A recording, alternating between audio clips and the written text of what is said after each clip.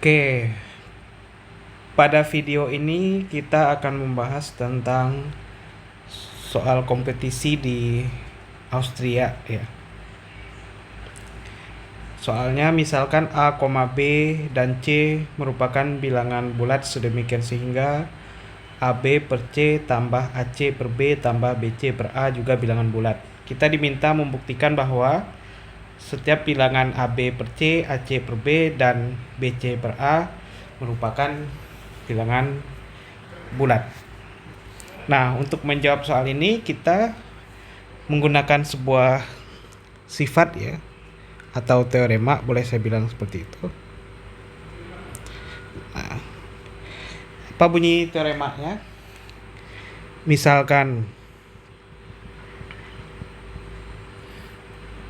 A, B bilangan bulat ya, penjumlahan eksponen tertinggi dari A plus B gitu ya.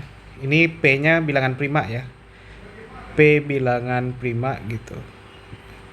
Itu akan lebih besar dari minimum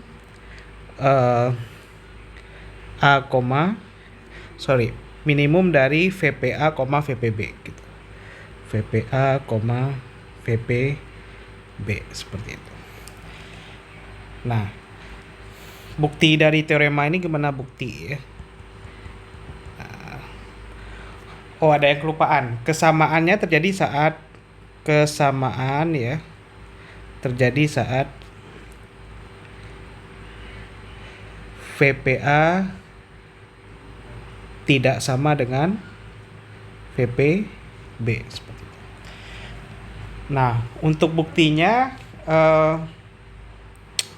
saya misalkan ya, VPA sama dengan T1.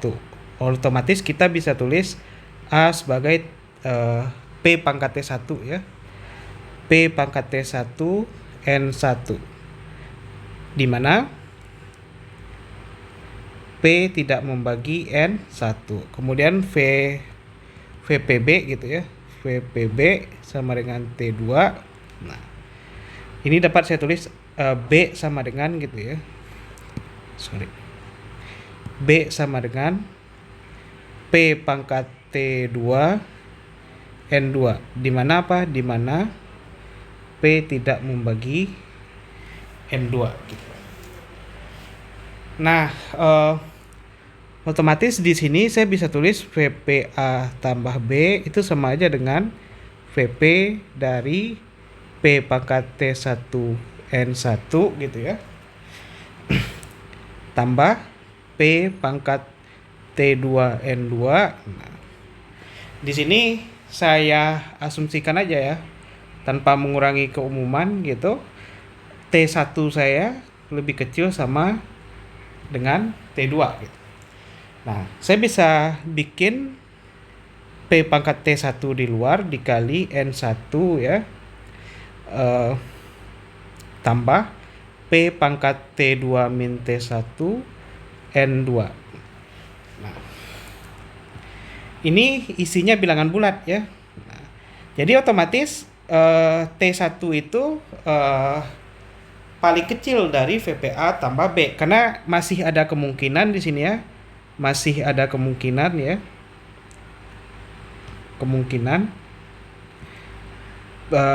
P membagi N1 tambah P pangkat T2 kurang T1 N2, masih ada kemungkinan gitu. Nah, sehingga di sini pasti besar sama dari T1 gitu. Nah, T1 itu sendiri adalah karena kita misalkan tadi T1 kecil sama T2. T1 itu sendiri adalah minimum dari VPA, VPB gitu. Nah, kesamaannya terjadi kenapa? Ya, karena kalau T2 tidak sama dengan T1 ya. Jika T2 besar dari T1, karena udah kita bikin tanpa mengurangi keumuman tadi ya. Nah, kalau kejadiannya seperti ini, maka ya P pasti tidak membagi N1 tambah P pangkat T2 min T1 kali N2. Nah, kenapa? Karena di sini P membagi ini ya. T2 kurang T1 itu hasilnya positif, tetapi P itu tidak membagi N1. Makanya P-nya tidak membagi penjumlahannya seperti itu. Nah, otomatis karena P tidak membagi penjumlahan ini, nilai VPA tambah B-nya ya jadi T1 seperti itu ya. Oke. Nah, tapi kalau P-nya, kalau T2-nya ya, kalau T2 sama dengan T1, ini masih mungkin terjadi ya, P membagi N1 tambah N2 itu masih mungkin terjadi ya. Masih mungkin terjadi gitu. Oke, otomatis kita sudah punya suatu sifat bahwa penjumlahan itu tidak berlaku sifat aditif ya. Aditif itu maksudnya kita tidak bisa menjumlahkan VPA tambah B itu jadi VPA sama dengan tambah ya VPB gitu. Tidak berlaku sifat subaditif gitu. Aditif ya. Tidak berlaku sifat aditif. Kalau perkalian sifatnya kayak jadi penjumlahan gitu. Kalau pembagian jadi pengurangan. Oke, sekarang kita kembali ke soal. Di soal tadi diketahui bahwa ya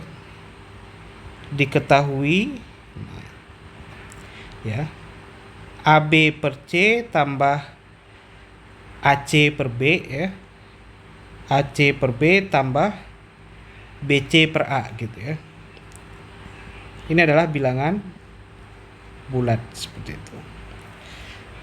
Nah, otomatis ya sekarang kita mau menunjukkan bahwa akan dibuktikan ya AB per C, AC per B, BC per A itu bilangan bulat. Nah, untuk membuktikan ini kita bisa mengasumsikan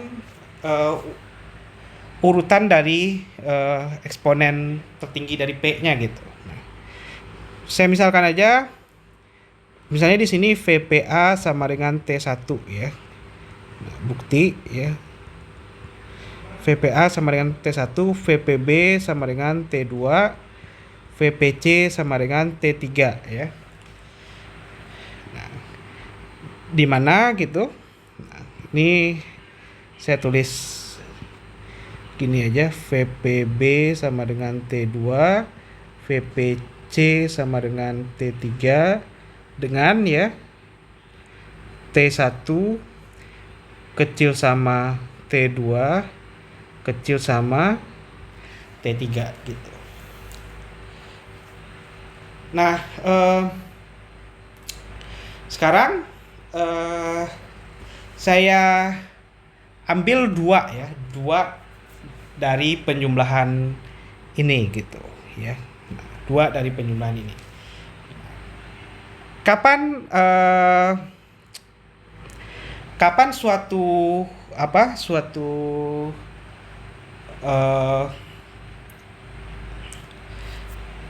bilangan itu menjadi bilangan bulat ya. Misalnya n bilangan bulat ya. Pada saat VPN itu besar sama 0 untuk setiap bilangan prima P gitu ya. Ini jadi saya harus ngambil dulu di sini, ambil P bilangan prima seperti itu. Jadi P-nya suatu bilangan prima gitu ya. Nah, oke. Saya ambil dua penjumlahan di sini ya. Perhatikan dua penjumlahan yang saya maksud seperti ini. VPAC per B tambah BC per A gitu. Itu akan besar sama dari minimum ya. Minimum ya. VP AC per B, VP BC per A. Nah, ini dari teorema yang udah kita buktikan tadi gitu. Nah, dari itu. Pakai sifat eksponen tertinggi ya. Ini sama aja minimum dari AC. Berarti apa nih? T1 tambah T3 kurang T2. Pakai sifat seperti logaritma gitu. VP BC per A jadi apa? Jadi T2 tambah T3 kurang T1 seperti itu. Nah, kita lanjutkan ya. Dari bentuk ini yang paling kecil yang mana? Yang paling kecil otomatis ini ya. Dari asumsi ini ya. Yang paling kecil itu adalah yang ini gitu. Kenapa bisa itu? Ya, ini yang paling kecil ditambah paling besar dikurang yang kedua paling besar gitu. Ini kalau kita bandingkan T2 dengan T1 udah kalah dengan T1 ini udah kalah dengan T2. Pengurangannya juga gitu. Ini pengurangannya kecil sedangkan ini pengurangannya besar. Jadi otomatis di sini sama dengan T1 tambah T3 kurang T2 gitu. Nah, otomatis di sini saya punya apa? Saya punya ini pasti besar sama 0 ya. Ini besar sama 0. Kenapa? Karena T3 saya besar dari T2 saya gitu. Ya, karena T1 saya positif ya. Kenapa T1 saya besar sama 0? Karena si A-nya itu adalah bilangan bulat seperti itu. Nah, di sini kita dapat bahwa VP AC per B tambah BC per A itu adalah bilangan non negatif gitu. Otomatis untuk suatu P ini hasilnya positif gitu ya. Oke. Otomatis nanti saya akan dapatkan bahwa ini karena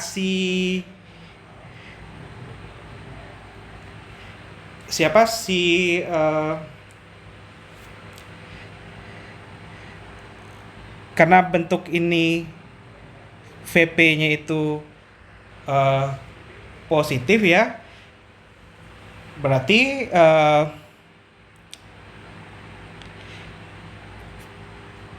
mau nggak mau saya harus punya VP ya, AB per C itu harus bilangan bulat ya, anggota bilangan bulat. Nah, kenapa?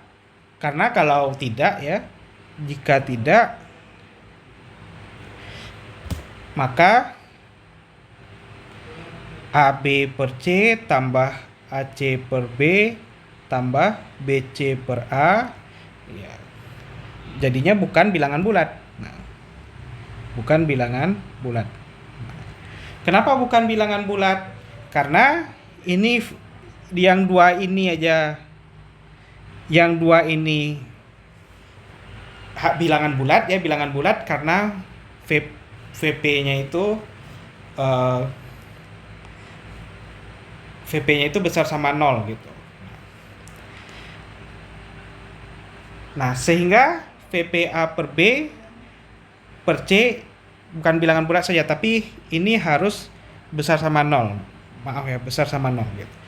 Jadi di sini saya punya VPAB per C itu sama ada dengan VPA tambah VPB kurang VPC gitu. Itu sama dengan T1 tambah T2 kurang T3 besar sama 0 gitu. Jadi saya bisa menunjukkan bahwa VP AB per C-nya itu adalah besar sama 0 seperti itu. Oke, nah sekarang dengan besar sama 0-nya itu, ya sekarang saya bisa ambil yang lain, pasangan yang lain gitu ya. Misalnya saya ambil pasangan di sini yang ini gitu, AB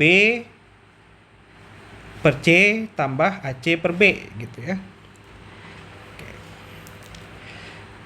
Kita ambil VP AB per C tambah AC per B gitu. Ini otomatis besar sama dari minimum ya, VP AB per C, VP AC per B gitu. Nah, kalau saya hitung di sini minimum dari T1 tambah T2 kurang T3 gitu. Oke, di sini saya dapat di sini VP AC per B-nya adalah T1 tambah T3 kurang T2. Nah, minimumnya otomatis ini ya, seperti itu jadinya T1 tambah T2 kurang T3 besar sama 0 gitu. Nah, jadi dua pasangan ini bilangan bulat ya. Dua pasangan ini VP-nya positif gitu. Berarti